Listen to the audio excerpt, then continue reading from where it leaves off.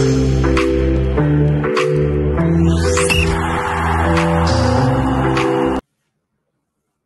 and welcome to the Rangers Journal. My name is Kai Watson and today I'll be chatting all things Rangers with a very special guest. I'm delighted to be joined by ex-Rangers midfielder and Scotland international Kevin Thomson. So welcome, Kevin. Thanks, mate. Thanks for having me. So as like we were talking previously, there's plenty of videos online of you talking about your career, but I still feel it could be a massive missed opportunity for me not to kind of ask at least some questions on it. So I think we'll just kind of start with the beginning before you even joined Rangers. Like, what was that feeling you got when you first got the call to kind of know that there was interest there? Listen, it's exciting. It feels like it was only yesterday, really, I suppose. And without making it too long-winded answer, really, we obviously had a lot of speculation. And obviously, I spoke to a few of the managers. Tony was obviously at West Brom at the time. Tony Mowbray, who'd obviously had that kind of batch at Hibs, and obviously Walter had just recently obviously took over the reins back at Rangers. Gordon was obviously at Celtic. We had another few kind of options and different managers trying to kind of court us to obviously go to different teams down south. And I think when you finally get that opportunity to move, it's why we all play, really. The excitement of like being a grassroots kid and having an opportunity one day. Oh, the dog's kind of angry. That opportunity to live your dream, really. Do you know what I mean? Become a professional, play in front of the big crowd, play in the stadiums, and then get an opportunity to obviously. At one stage, I never thought it was going to happen, but obviously, right at the last minute, I got that opportunity after training to go through to Glasgow, do my medical, obviously meet the manager, kind of agree terms, etc. And I suppose you could say the rest was history, but I think you would be naive and you'd be lying if you never said that when the big clubs come calling, it's butterflies in the stomach type thing. And I think the only these moves are fun to look back on if you've done well. And thankfully, I joined in a good time and managed to hopefully help the team be quite successful that period of time. I definitely agree that you've done pretty well in your time at Rangers. So kind of just moving on from that, mate, I'm going to ask you, I know people obviously say what's your kind of best memory as a player, but also like it's a bit harsh, like how can you really narrow it down to that one moment? But before I ask you I'm going to ask for your top three, but before I ask you that, I'm going to let you know what my kind of best memory is of your time at Rangers. And it's the winner in the Old Firm game at Ibrox. It's the one and only time I've ever sat in the club deck. Me and my dad, like our season tickets were in the Boomlin Rear, so obviously we get moved. It was that scramble to get tickets. You were never sure if you'd get a ticket at that point. And then it was just sitting up there, which felt like miles away, and just watching that move unfold and watching you get through. And no offence to yourself, it's obviously not an area you found yourself in that often, especially on your right foot. Then it was just that sheer and utter jubilation of that goal going in, and it's one of the biggest goal celebrations I can remember at that time. I don't know if it was obviously the change from me being kind of around about families and that being in the club deck, like that's a moment of your time at Rangers that really stands out for me. It's obviously more personal than just you winning the trophies. It's just that moment of you kind of scoring that goal. So that was kind of my favourite memory of your time at the club. So if you could just tell the viewers what are your top three moments of being a Rangers player? Well, listen, it's hard to get away from that one, Kai, to be fair. It's on a selfish note, to score a goal in an Old Firm is pretty special, but to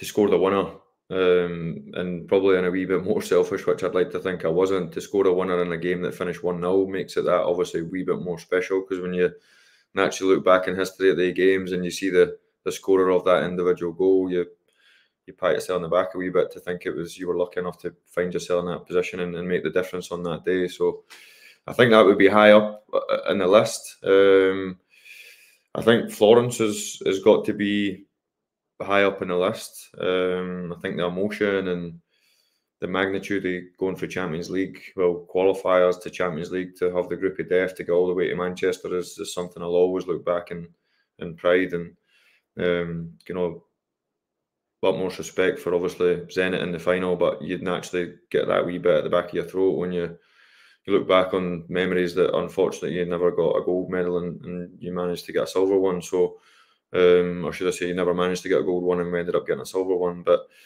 I think that I've done this a few times, and probably more so when I do events, when I do question and answers, that winning a title is a special thing as any player.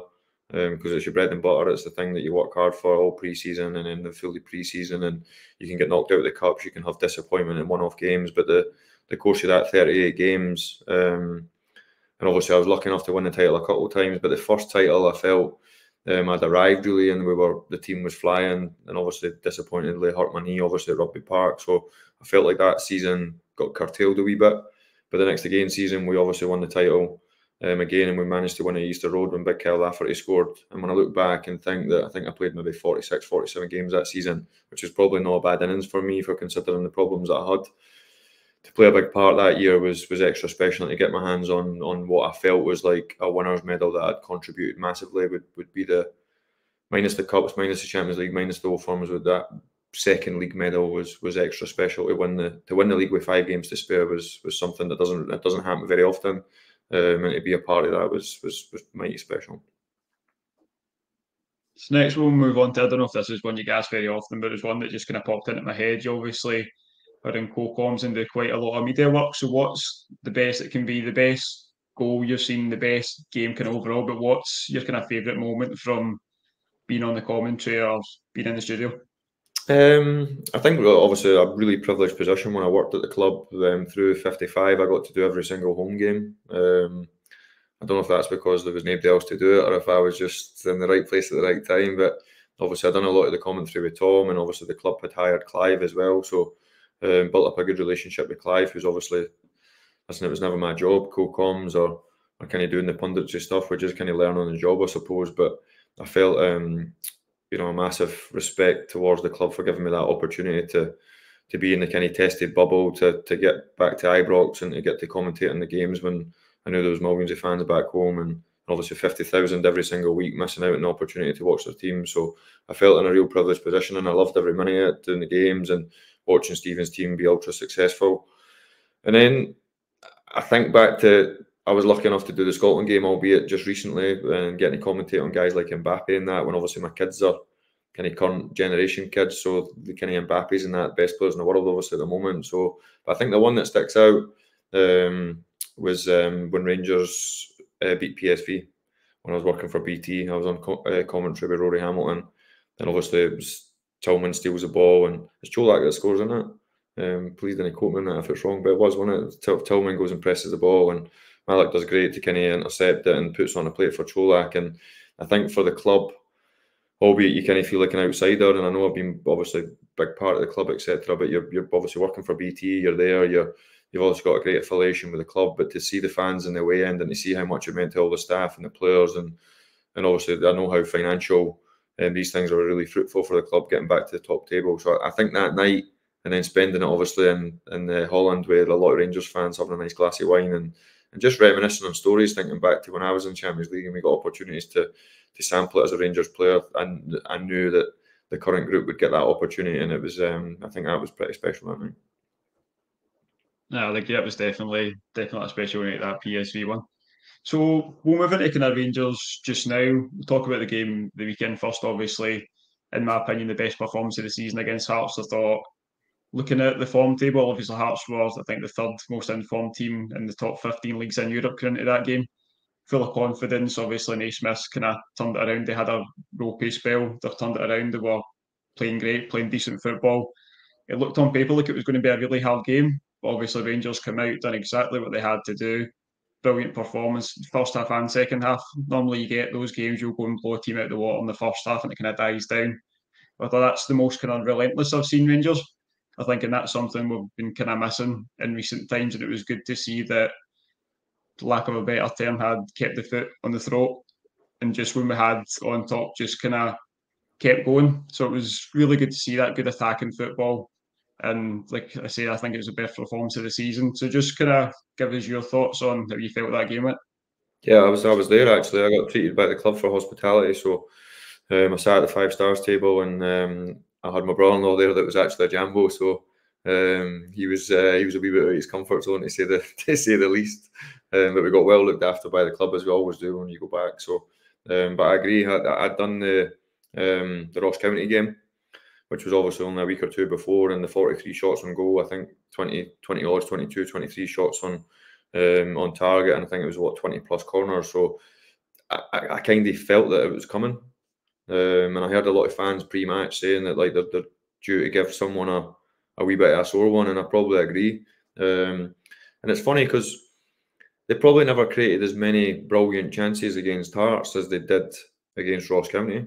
I think Dessa's having them cleared off the line, and the one at the back post that he goes to head and he puts it past the post, and without being disrespectful to Dessa's obviously, but I just think he's some like massive chances. I'm thinking Chris Boyd probably would have scored 5 or 6 against Ross County.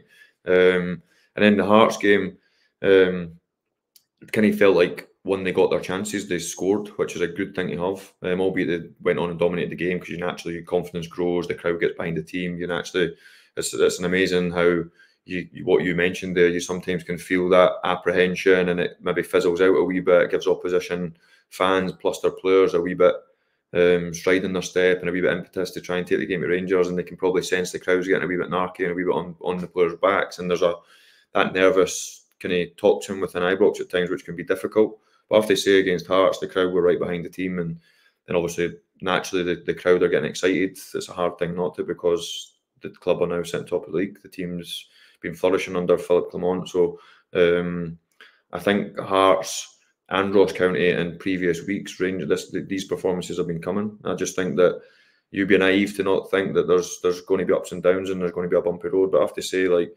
the rotation of the squad, albeit I see a lot of fans getting a bit frustrated with the rotation last night when the team were getting beat 1-0. But I think the manager is utilising the squad really well. He's got an edge with every player, and it can only be healthy for the squad moving forward. I know, definitely a lot of the comments about the rotation last night. So even just talking about that moving into the Kelly game, obviously after blowing Hearts away, it's a completely different game at Ibrox. We always knew Rugby Park away was going to be the most difficult. Kind of looked at those two games as, if this Rangers team's going to be title contenders, they'd have to beat Hearts at Ibrox and then go and at least not get beat at Rugby Park. Obviously, you want to go there and get the win, but the record, again, it's been quite ropey away to Rugby Park. It's a hard place to go. Derek McInnes sets them up well.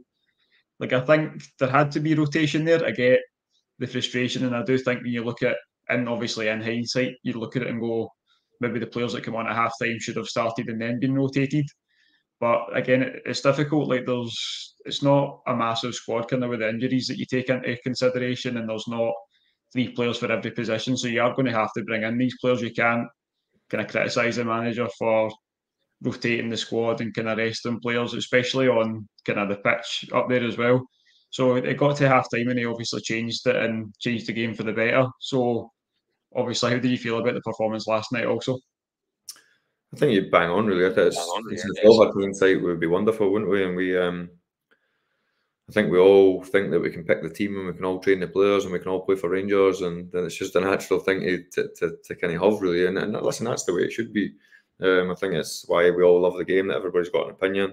I think there's definitely a trust within the manager, but also know what the club represents. And whenever there's any setbacks or there's any animosity, you naturally have some negativity builds up, which was there for everybody to see. How probably lacklustre a performance it was in the first half, albeit not taking anything away from Kelly, because you hit the nail on the head really. Derek McInnes has been around the block long enough now. He's long enough in the tooth to know how to set up his teams to be, one, difficult to play against when the big guns come calling, but also wise enough and streetwise enough to know how to set up a team to be competitive, really competitive against the rest. And there's nothing to say that they're probably going to have a right good chance of getting European football this year, Kelly. So I think I agree with you really that the Hearts game at Ibrox looked like a banana skin. It looked like it was a free hit, which I hate that terminology as a person, as a player, but probably in a Hearts perspective, you probably go in there thinking that you can go and have a go. It never worked out. Game plans down the pan really when you go 1-0 down after a minute and a half. But I think the Kelly one, people that don't want to see Rangers do well would be looking at thinking this is a banana skin, this is the tough one. And I have to say, when you've got Captain Marvel to produce the goods, it's always a nice attribute to have within your team, that in the blink of an eye he can score a goal, or he can grab the game by the scruff of the neck, or he can put in a wonderful delivery, or it might be a set piece like obviously that he had last night. But I just think the boys' tails are up. I think the harsh reality is it's a business end now. 10 games to go. There's going to be ups and downs. There's still 2 Old Firm games to come. It's nip and tuck. I just think that everybody needs to get behind the team and trust the manager and trust the players are striving every day and working really hard to try and bring success for the club. I think it's one of those things a lot of times we forget as fans. Like 2 months ago, we didn't think we'd be in this position.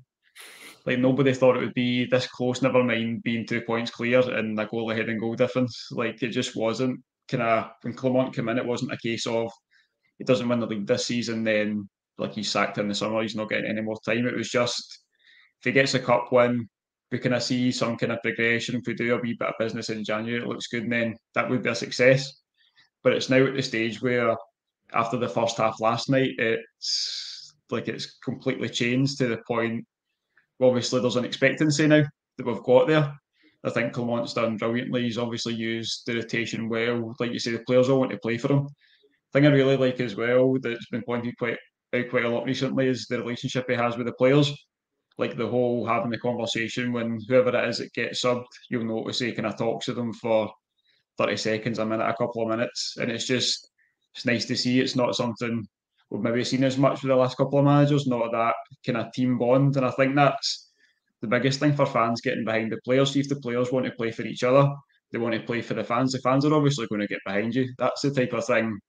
It's obvious to fans when you want to play for the club. Like you'll know as well as anybody, there'll be players that don't feel at it some days, or it's like we've had spells in the last couple of years, the whole team's kind of not been at it. And it's you always say like the fans should be behind the team, the fans kind of spur the team on, but it's hard to get behind that. Like as a fan, it's hard to get behind someone if you see if they're not putting 100% in, or if the whole team's kind of not at it. But I don't think that's ever been the case under Clement from day one. You can see the players all want to play for him. He's got that brilliant relationship, and they're playing for him, and it's obviously paying dividends. We're now sitting at the top of the league and in a really good position to kind of keep going. So moving on from that, I'm going to. This is obviously everyone's favourite bit of discussions like this. No fear of getting clipped or it coming back to bite you. But what's your predictions for the end of the season? And I think you've hit the nail on the head, really. There's an expectancy, but that's what comes with representing Rangers, really. And probably with identity and the collaboration between the fans, which is so paramount in any successful club, was probably a wee bit missing under Mick and in the previous regime. There was a real, I'd hate to say it because listen, I know Michael really well and I like him and I'll never ever say a bad word about him, but there was certainly a disgruntlement within the fans, and it looked like there was too many players underachieving and underperforming, and if I could ever give anyone, if they were ever listening to me, a bit of advice would be, if you show that you care and you have a good body language and you have a good pitch personality representing a club like Rangers, the fans will get behind you. If you look like one of the players that a bit lacklustre and a bit like looks as though you cannot be bothered, the likelihood is you'll feel the wrath. So listen, I think it's hard to not be optimistic, and I certainly won't sit on the fence because I've never sat in it in my life, but it's what I would say is it's there for the taking. It's Rangers if they want it. I think it's in their hands, which I agree with you. If you'd asked me that 2 or 3 months ago, I would have thought that would never be the case because it looked like Celtic had won the league, which was a frustration for me because I don't think Celtic are that great. I think under Ange Postecoglou, I think they were great and I think they were relentless. I think the managers come in and almost flip that on its head, whereas there looks like there's a bit of animosity within their club and things don't quite look like they're 110%. And I would say that the managers now flip that. Listen, I could be a wee bit naive because you get to the end of May or the second week of May and don't get hands on 56, then unfortunately I'll look a bit daft. But what I would say is the two teams are so close together now, which is credit to the manager, to the players, because I would imagine if this season had fizzled out like it looked like it could have, a lot of the current players would have been under pressure. And the manager, already losing a manager within a season normally tells you that there's been some sort of disaster, especially at a club like Rangers and Celtic. So for the manager to galvanise and rejuvenate so many players within that squad, I think is brilliant to see. And it'll be interesting to see at the business end, the real money side to it. Have they got the minerals to go the whole way? So listen, I'll watch from afar. I'll have my toes and fingers crossed that the boys can get over the line. But as I say, what I would say is it's the first time for a long time that it's been in their hands since '55, obviously. And not to have a negative spin on it, but what I would say is if they don't win it this year, only winning it once in the last 5 or 6 years is unacceptable, in my opinion, for any Rangers team. So the grunt off for the fans would be rightly so, because this club is, the DNA is winning trophies, and you have to be at the forefront of that every year, and I think that's just the way it needs to be. It's the mentality you need to have. It's the demands that's placed upon you as an individual when you represent the club. So I wouldn't feel sorry for anyone having to carry that pressure, because it comes with representing a brilliant club. I think that's kind of the thing you see a lot on social media now. There's obviously a lot of fans that have grown up with Rangers coming through the league. Like, they've never had this. Like, the only title they've seen is the 55 title, which Rangers obviously blew Celtic out of the water. They've never, a lot of fans have never experienced the kind of helicopter Sunday, the games going into the last weeks of the season. And I think you can tell with the kind of nervousness that there is now. Like, I think there was a feeling in the Aberdeen and Ross County games where obviously Rangers didn't go top because we didn't score enough goals, that there was a case of, despite winning, despite being comfortable, it was like, oh, well, they've not scored enough goals to go top. So does this team, like you say, have the minerals to kind of take this on and like thrive where others have failed? I think obviously the last two games were kind of the biggest factors in that. The St Johnstone game as well, like going getting the points there and then beating one of the most informed teams in Europe and hammering them at Ibrox, and then again, like you said as well, the potential banana skin of the game last night. I think that's kind of shown that Clement's instilled that confidence into the team that they can go on and win this title. It is in our hands, but you're obviously going to be disappointed to be losing it. But I think we just forget kind of where we were a couple of months ago, and I try and say enjoy a title race. Like, it's never enjoyable. It must be even worse as a player, but it's a case of like the fans that have grown up from like the third division up. Like, this is what it's supposed to be. This is what it's meant to be being a Rangers fan. You're supposed to be kind of in the latter stages of Europe. You're supposed to be in a title race. Like, you need to kind of soak it in, because this is, as far as kind of Clement's going, I think this is the way it's going to be for a while, at least for as long as he's here. I can just see Rangers improving, and if we don't win the league this season, I think we will. Like, I'm going to put my neck out in the line. I think we'll see it through. But if we don't, then I'd be very confident going into next season, even if we did manage to do it at that point. So it's very nice talking about Rangers, especially at this point, mate. But what's next for Kevin Thomson? What are you doing currently, and like, what's the next step? I honestly don't know, to be honest. You could argue I'm a wee bit lost within the kind of coaching, managerial kind of system. Listen, I've got my academy, which has always been my baby and always will be, and we've worked tirelessly over the last 7 years past November to build that up, and we still do a lot with the local schools. We're a kind of two-man band. We've never diluted the product to try and make more money and spread kind of like me into different parts, and take away kind of Jordy, who's my assistant. Who was my assistant at Kelty, who's back at Kelty, and he's the kind of #1 coach at the academy. So when you come to my academy, listen, we might be rubbish, so there might not be any point in coming to the academy. But if you do come to my academy, you get me and Jordy. And people know him as Jordy, obviously Kevin McDonald, but he's he come through the roof ranks at Hibs with me, and probably a wee bit unfortunate not to have a better career, probably just timing for him really. But a great lad, top coach, and obviously a real good friend of mine. Plus he's my brother-in-law, so we've got kind of a family kind of acquaintance as well. So the academy's great to us, and I suppose without getting the violin out a wee bit disappointed not to have another opportunity really off the back of Kelty. Listen, if I had hindsight, would it have been the right thing to stay at Kelty to then move straight to another job? I don't know. Maybe that is the way to do it. We felt like the relationship was kind of broken a wee bit at Kelty, and it was becoming really a real struggle, I think, for them and for us, really, just knocking our heads against a brick wall, really. And they probably felt the same with us. And I think probably, apart from Barry, obviously moving on, they probably a new circumstance for them as much as us, when you've kind of done well and your manager's kind of sought after, or it looked like we were going to be sought after, obviously, at one stage, speaking to Kilmarnock, and then obviously Rafe offering us the job while we were still obviously in charge at Kelty. It felt like we were moving in the right direction. But I suppose for me, or a duo, I would say, because I've always made decisions for me and Jordy, really, and now he's back at Kelty, he needs to obviously make decisions for himself. But I think at that time we were always making decisions for us moving together, really. And I suppose just a wee bit disappointed. I've met James Wisgrove in the summer to see if there was other opportunities to potentially go back to the academy, which was quite exciting for me. That I thought that there might be something that could potentially happen. And I suppose just looking for that next role that would be exciting and one that you could get your teeth stuck into and feel as though you could make a difference. And I suppose if that opportunity doesn't come, whether it's back in an academy or whether it's a totally different role or whether I just spend more time walking the dogs and doing a bit of fishing, or I genuinely don't know. But I'm certainly not very good at golf, so I've got too much time on my hands. So I would like to do something. I would like to do a bit more. I would like to have that next test to see if I'm any good, to see if I can continue to grow and get better as an individual. But the harsh reality is there's not many jobs in Scotland, and there's probably a million Kevin Thomsons and a million others that want the same opportunity. So I'm not naive to think that you sometimes need to be in the right place at the right time. And I think when I look back, without getting a violin out, I'm probably not the luckiest person in the world, but I've certainly got a good life. I've got two young boys that are both in the Highbees Academy that I enjoy watching them play. I've got a wife that's got a list of chores for me every single day.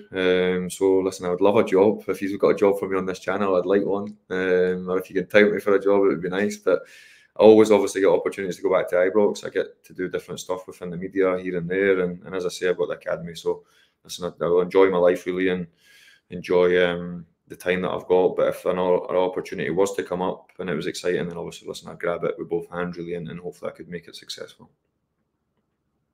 See, from like the managerial standpoint, there's obviously a lot of frustration within Scottish football about how it's still very direct, like play style wise, and that lots of managers that have kind of get jobs based on their experience. Like there's managers of certain names that just bounce around jobs because of the reputation they have. It's obviously frustrating, but it must be nice to see guys like Rhys McCabe and kind of Ian Murray doing well for themselves. Does that give you that hope that you will get the chance instead of, I'm not going to name any of the experienced names, I don't want any of them coming from my head, but instead of just always being those heads bouncing about, that there is clubs that are willing to give the younger managers chances, at least a wee bit of encouragement to see, like obviously there's more out there, but particularly how well Ian Murray and Rhys McCabe are doing recently. Yeah, I think I always look at it in a perspective that like some of these guys that will have been around the block and potentially been successful in different places and unsuccessful at others and find themselves out of work, and they probably back themselves as individuals to go into whatever club becomes available. They might throw their hat in the ring to see if they get another opportunity. And listen, it's work, it's paying the bills, it's listen, we're all in the same kind of groove, really. I suppose from my perspective, I always look at it and think, and I never ever want to see anyone do not well. It's not the way I am. I'm quite happy to see people do well. Listen, naturally, people will struggle and people will lose their jobs. So it gives us opportunities when the jobs come up. It's the same if the shoe was on the other foot and I was in a job and I was struggling. Naturally, if I got sacked, then somebody would be waiting in the wings to take my role or waiting for that opportunity. So I think if you're humble and you're respectful, and I think if anyone knows the way I am as an individual, it's how I would present myself and it's how I live my life. It's how I conduct myself. It doesn't then mean that I've not got the bit between my teeth and the nasty streak that when an opportunity comes up, I back myself against everybody else. I suppose from my perspective, I would look and say that when you talk about the merry-go-round, and I never really like to say it in that way, but when you talk about managers having opportunities, I would like to think there's been quite a lot more than me that have had better opportunities and more consistent opportunities. So I think that's probably my frustration, that like I'm probably one of the few coaches in the country that first job I won a title. I think if people within the game will understand how difficult it is to do that. But there's probably a stigma that follows Kelty, which is probably a wee bit unfair. Fair in the respect that we had a really good budget, we had good players. Barry had left us a kind of group of players that none of them were signed up, but they were there. They were wanting to see who the new manager was. It gave us an opportunity to quickly put a team together and try and obviously bring my connections in, your Berjonases, your Jordan Fosters, etc. So we put our own spin on it, and then obviously through my contacts and through Geordie's contacts and kind of our eye and our kind of player bank, we managed to recruit really well when it comes to the loan market for young players. So I think if people had a wee bit more gratitude, I would say, towards the job that we done, I think that if they looked into it a wee bit deeper than just thinking you had a good budget and you had better players and you went and won the league by 20 points, like almost as if that should happen, I suppose there's a wee bit of frustration. But listen, it is what it is. It's I've done the 13s, I've done the 15s, I've done the 18s, I've done the B team. I still see people saying that I should go and earn my stripes and go and work in the youths and do this and do that. I've already done it. It's like people forget that you've already done it. So, and listen, I would be willing to do it again.